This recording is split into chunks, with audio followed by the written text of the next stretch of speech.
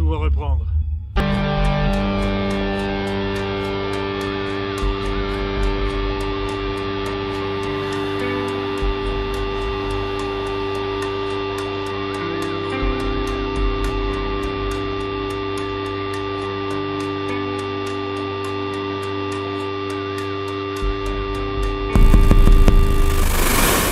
Nous avons vu tous les deux ce que l'homme peut faire à l'homme. Le pire. Et puis, il a choisi Beyrouth. Mourras-tu à Beyrouth? Tiens. Il y a un poème comme ça. Beyrouth la nuit. Pas de nuit plus dense que celle-ci. J'ai oublié la suite. Mais je me souviens très bien du poète, Mahmoud Darwish. J'étais allé le voir une fois lors d'un de ses passages à Paris. Je m'étais présenté à l'hôtel Madison, juste à côté de l'église Saint-Germain-des-Prés. Je l'avais trouvé au bar, seul, il devait être 11 heures du soir. Je m'étais présenté, mais j'avais hésité. Est-ce qu'il fallait inventer une identité, dire que j'étais libraire ou professeur ou autre chose? Mais je me souviens encore de cela. Les secondes où je m'étais approché, le regard du poète palestinien sur moi. Alors j'avais su que je ne mentirais pas. J'avais tendu la main en disant « Monsieur Darwish, je travaille pour les services français. Mais je voudrais savoir si vous accepteriez de parler poésie quelques instants avec moi. » L'homme n'avait pas frémi, ni même paru surpris. Il m'avait montré un fauteuil en face de lui, je m'étais assis, nous avions parlé, sans que Darwish ne me demande rien sur ce que j'étais. Juste au moment de se quitter, lorsque nous nous serrions la main, cette phrase qu'il m'a dite, ses yeux plantés dans les miens. Ne laissez pas le monde vous voler les mots. Je le revois là avec son visage de pierre. C'est la première fois que j'y repense. Et c'était il y a des années. Et je dois bien avouer que j'ai laissé le monde me voler les mots. Est-ce que vous étiez prêt à vous faire tuer ce jour-là? Oui. Moi aussi. Sauf que moi, j'ai senti que c'était la dernière fois. Qu'est-ce qui nous fait obéir, lieutenant? Vous le savez? Il faut toujours être prêt à partir, lieutenant, non? Toujours. Nous reprendrons notre conversation si les mots ne nous ont pas quittés d'ici là. Pensez à l'os et demandez à vos supérieurs ce qui en ferait une relique. La ferveur, et croyez-moi, elle est là, partout. Elle n'attend que cela avec avidité.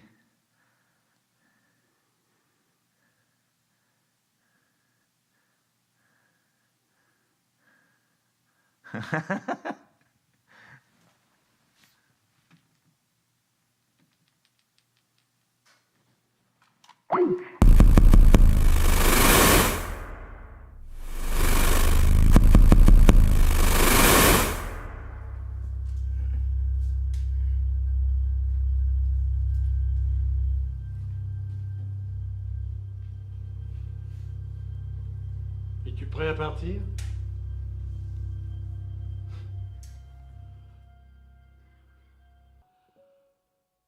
Chaque matin à Mycène, les hommes se pressaient tout en haut de la ville, près des murs du palais, au point le plus haut, scrutant les monts alentours et essayant de sentir sur leur visage la moindre brise, mais rien. La tension montait. Mais que voulaient les dieux?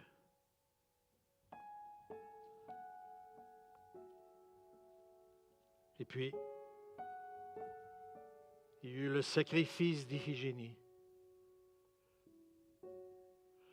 Agamemnon qui amène sa fille à l'autel, et elle stupéfiant l'assemblée des guerriers qui s'immole de sa propre main. Le vent, quelques instants plus tard, comme une réponse des cieux, le vent qui descend des monts et fait claquer les drapeaux. Le vieux parlait avec exaltation, je m'en souviens. Il n'y avait plus personne dans le restaurant. Nous étions seuls tous les deux avec Mycène, avec les Achéens qui hurlaient de joie, les Achéens qui se préparaient à monter sur leur navire, et bientôt, l'honneur du roi Ménélas serait lavé. Mais tu entends ce que dit le mythe? Et je n'avais rien su répondre. Alors il avait poursuivi. Ce que dit le mythe, c'est qu'avant même d'aller toucher à la terre d'Asie mineure, avant même d'apercevoir les murailles d'Ilion, Agamemnon avait déjà perdu. Il avait dû tuer sa fille. Et quelle victoire valait cela? Et même s'il parvenait à raser Troie, même s'il écrasait ses ennemis et régnait pour des siècles, est-ce qu'il n'était pas d'emblée vaincu? On ne peut pas partir au combat avec l'espoir d'en revenir intact. Il faut se souvenir de Mycène. Au départ, déjà, il y a le sang et le deuil. Au départ, déjà, il faut accepter l'idée d'être amputé de ce qui vous est le plus cher. Au départ, déjà, il y a la certitude qu'il n'y aura aucune victoire pleine et joyeuse. Je repense au vent maintenant. Au vent de Mycène qui est synonyme de mort. Je repense à ces guerriers qui sont montés sur leur navire impatients d'en découdre, sans s'apercevoir que quelque chose était déjà perdu derrière eux. Je l'ai éprouvé si souvent. À chaque mission, j'ai laissé un peu de moi-même. Alors je me demande aujourd'hui quelle sera cette fois la part que je devrais donner au vent.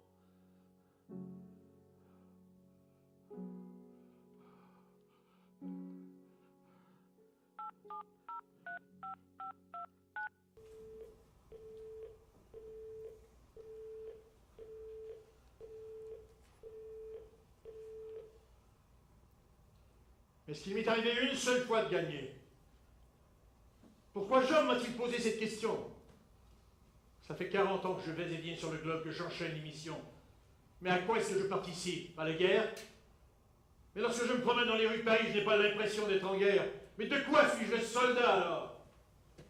Dans cette époque où le monde n'est ni en guerre, ni en paix, où la menace est diffusée et permanente, quelle peut être la victoire si tout continue sans cesse?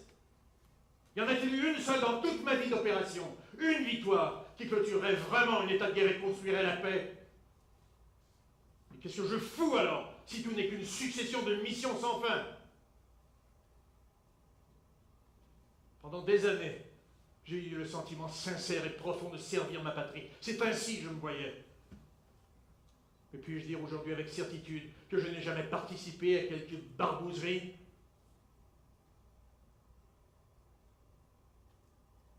Avez-vous gagné, lieutenant?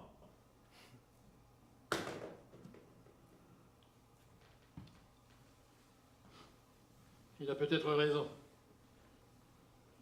Dans cette foule, sur la route de Syrte, je n'ai jamais senti la victoire. Kadhafi était là, à 5 mètres de moi. Hébété par la douleur, je n'avais pour lui aucune compassion, mais je n'étais pas joyeux non plus. C'était pourtant la libération d'un peuple. Au fond, il n'y a que cela qui soit juste, que cela qui veuille la peine de prendre les armes, la libération des peuples. Mais jamais œuvré pour une telle cause. Quel mot puis-je mettre moi sur ce que je fais en ce moment? Job a raison. Darwish aussi, les mots nous ont quittés. Il plongeait dans un monde d'images caméras, de vues du ciel, de zoom et d'ordres radio. Imaginez ça!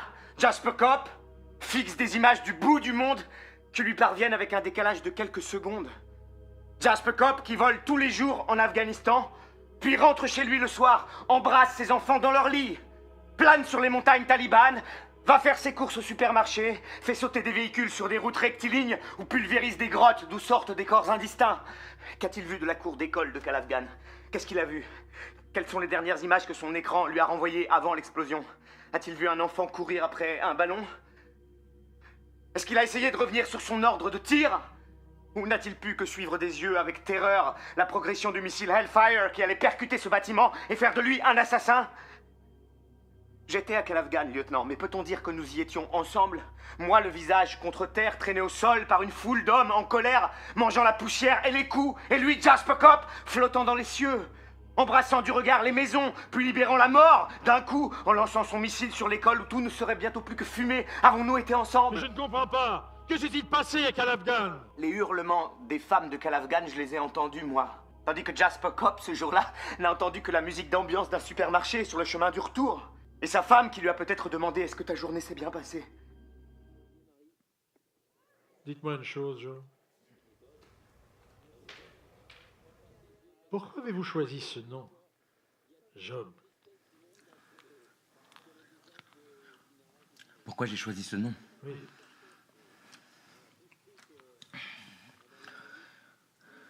Je vais vous le dire, lieutenant.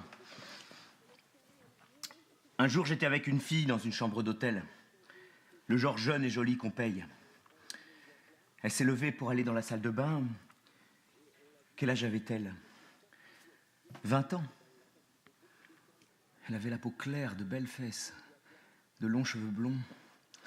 J'étais allongé sur le lit et j'ai ouvert le tiroir de la table de chevet, comme ça, machinalement, sans y penser.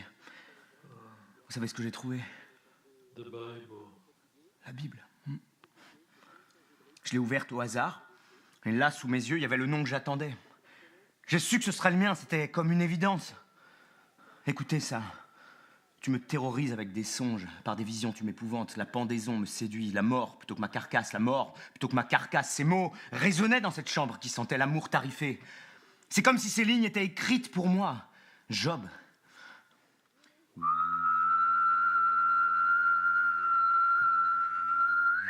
Vous êtes encore là, lieutenant? Oui, oui.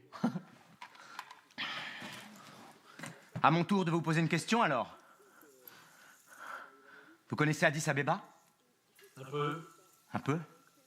Le Mont Toto, le quartier du Lion de Juda. Ouais, comme les touristes, quoi. Haïlé Sélassié Street. Haïlé Sélassié. Oui.